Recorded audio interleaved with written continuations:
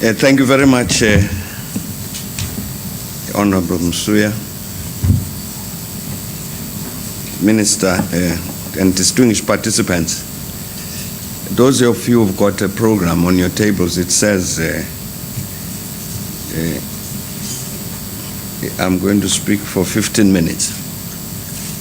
The program is wrong.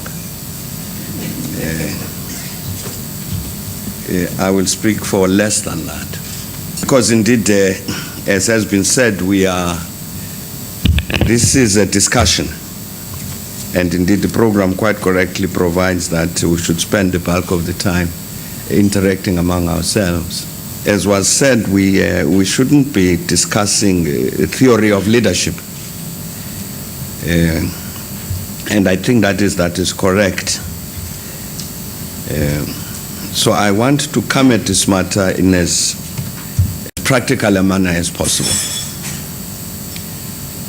And the first thing I'd like to say is that if we're talking about the continent, its fragmentation, policies that it needs to ensure that it coheres, and policies that we need in terms of its interconnectedness with the rest of the world and these sorts of issues, the first thing I'd like to say is that, in fact, in my view, Africa has indeed agreed policies to address all of these matters. I don't think we have a problem of absence of policy. Indeed, I think that if one looked at various decisions that have been taken in the past by the OAU and later followed by the African Union, it's difficult to find any major area relating to all of these matters that there's any major area where there is absence of policy. Whether this relates to issues of the political development of the continent or the economic development of the continent, issues of culture, and so on. I think we have policies that should enable us to address all of these matters, including the various matters that were mentioned just now by the Honorable Cleopa David Msuya. And what is the challenge? Obviously, the challenge is with implementation.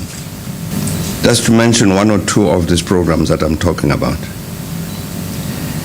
I'm part of a panel of the UN Economic Commission for Africa, which deals with the matter of illicit capital flows out of the continent.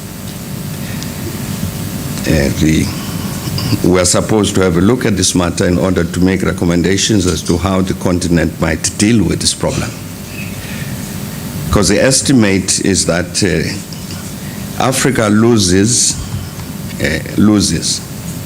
at least $50 billion a year through illegal export of capital from the continent. And whereas it might get something like 25 billion a year in terms of this development assistance, I'm saying it loses double amount through the illegal export of capital. And as we are looking at this matter, it's quite clear that a lot of that illicit outflow out of the continent arises because of the poor management of our natural resources. Big seepage of capital that the continent needs occurs because of this poor management of our resources. But I'm saying that we do actually have policy positions adopted at the continental level to address all of these matters. What is the problem? I think part of the problem is that indeed the continent meets, looks at these various matters, takes generally very good positions in a whole variety of things, but these programs don't get internalized in our individual countries. They remain in Addis Ababa, but make no impact in terms of what we then do in our individual countries.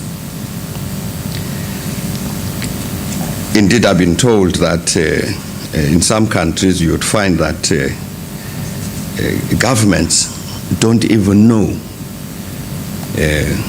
what has been decided, because Minister Member here goes to Addis with the President Kikwete. Matters are discussed, agreements are reached, he comes back, they report. So the Tanzanian government is familiar with, might ask itself the question, all right, we've taken these positions, what do we do? But then you have a Thabo Mbeki who goes, Ababa goes with the foreign minister, decisions are taken, and doesn't report back. So the South African government doesn't know that these are policy positions they've taken. And this is a problem. It's a problem that I'm saying the problem of the internalization within the African continent in each of our individual countries of these decisions we take, which provide us with the policy framework to address all of these matters that have been mentioned about how do you respond to the fragmentation and this and that and the other. For instance, we have a very good, in my view, a comprehensive African agriculture development program. CADAP agreed in Mozambique in 2003. It is indeed a comprehensive agricultural development program, deals with all elements of agricultural development. It was worked on very thoroughly, very comprehensively, in fact, by all our agricultural ministers over a long period of time, working together with the FAO and organizations of this kind, and produced this program. But if you look around the continent as to what then happened in our individual countries, I'm saying the policy is there and it's agreed policy, then that's when the problem starts. When you look at the question of the implementation of that program. One can talk about many of these various policy positions that have been agreed on the continent, and as I'm saying, that principal challenge becomes this challenge of implementation. The Honorable Musia mentioned just now the matter of proper resource management, which is correct and is a very important part, and indeed, as he said, the economic growth, the higher, generally high and sustained growth rates that we have been seeing on the continent for some years now, indeed in good part are driven by commodities. And clearly, I think as everybody recognizes, this is partly because of what's been happening with regard to the development of the Chinese economy. So anyway, it confirms the importance of these resources, raw materials, natural resources, their importance in terms of the future of our continent. And I think that it's inevitable that that will continue because indeed, as I'm told, for instance, with regard to the experience of Tanzania, it's inevitable that more of these natural resources will indeed be discovered and be exploited. So this becomes an important issue. The question then becomes, how do we manage these resources? Again, I'm saying that policy-wise, there are African policy positions with regard to this matter. Honorable Monsieur referred to NEPAD. Indeed, a part of that document dealt with this matter of natural resources. Again, you come back to the question that it's not the policy that's missing, it's what to do with the policies that we have. The question is why? Why does that happen? That you actually work on these policy positions, but they end up there. Is it a weakness of the governance system?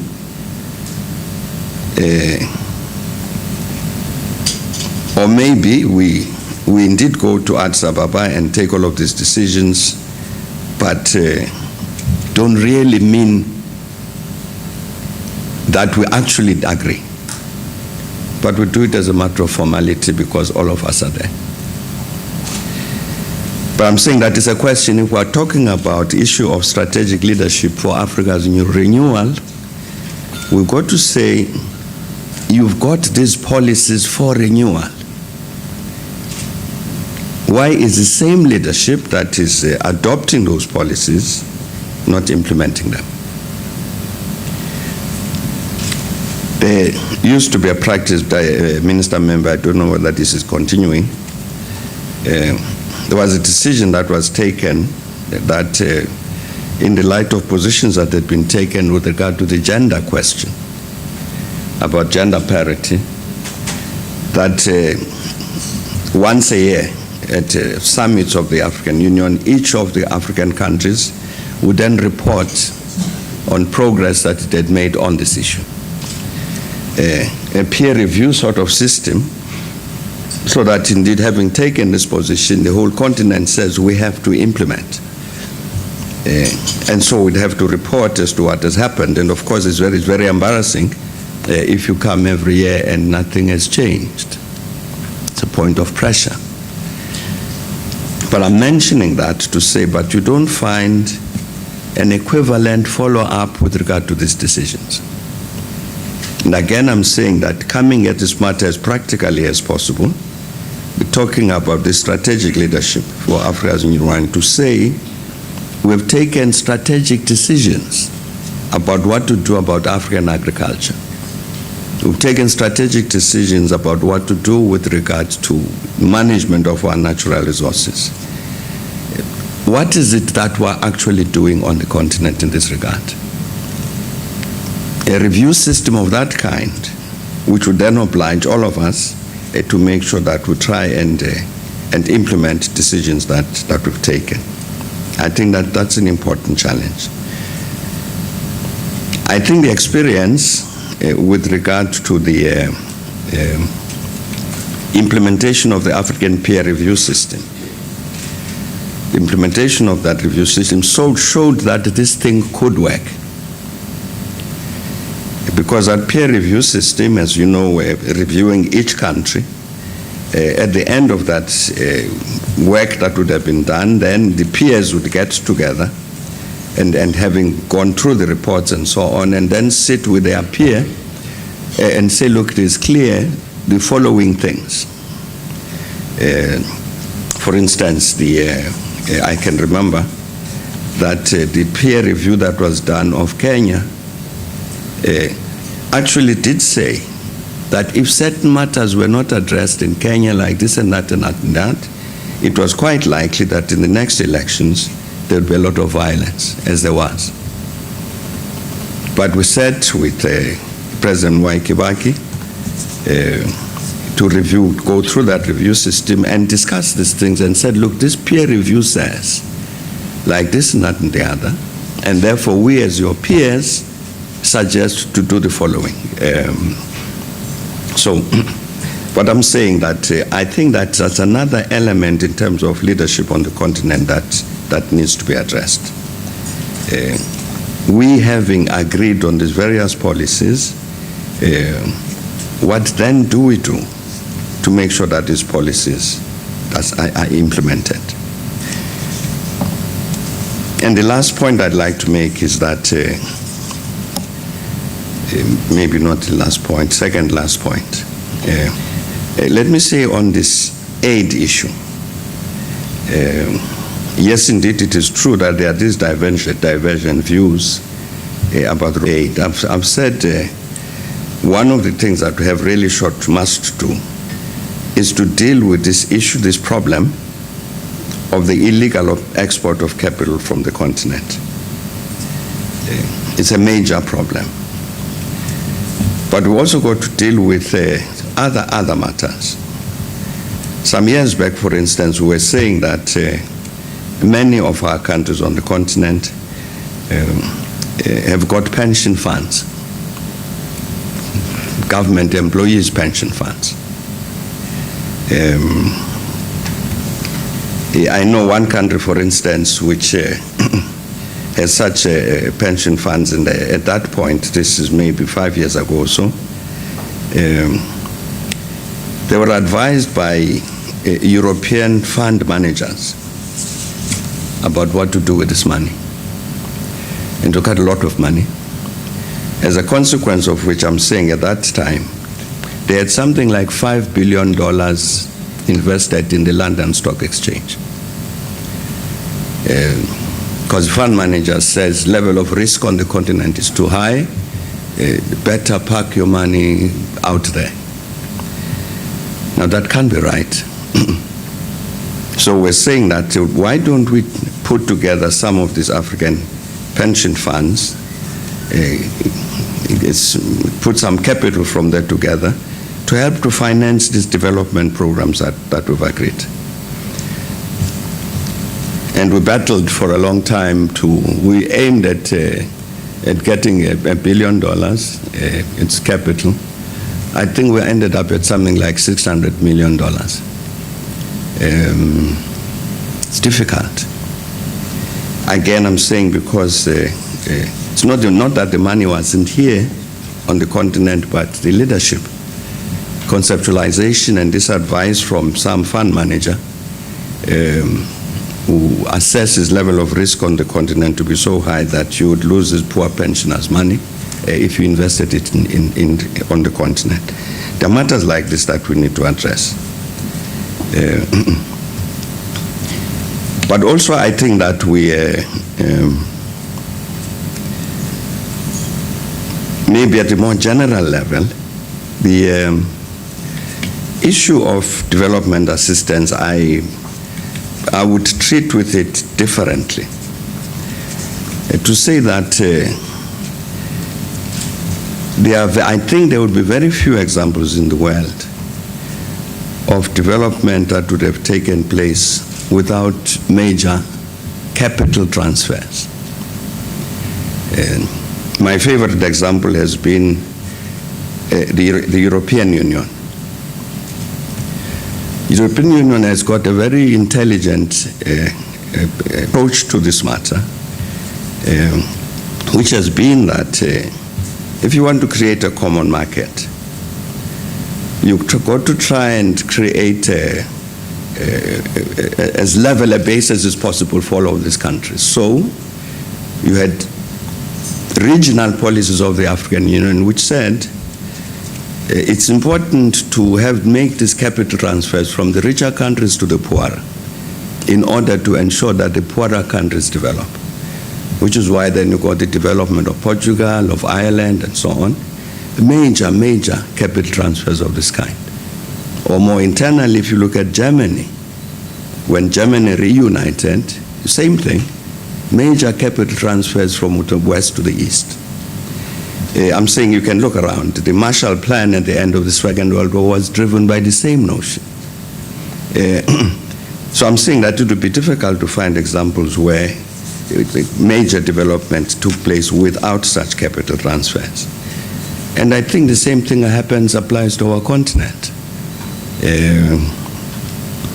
That it also needs those sorts of capital transfers. Quite how you manage them and so on, of course, is a different matter.